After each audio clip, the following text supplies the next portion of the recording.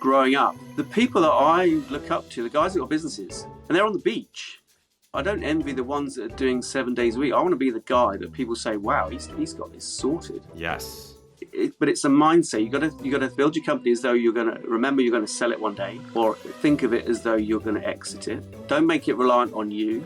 You got to keep that in mind, and you build it up. That said, you seem to really love, being in there. So you mean you have on LinkedIn, you call yourself Mr. CNC? Yeah, I love it. I get to support the shop floor technically. I go down there and they're like, what am I doing wrong? And I go, well, you've done that. You've done that wrong. And I come back.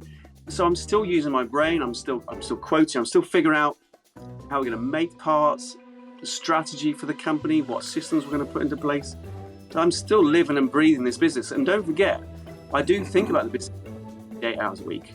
That doesn't change, whether I'm here or not.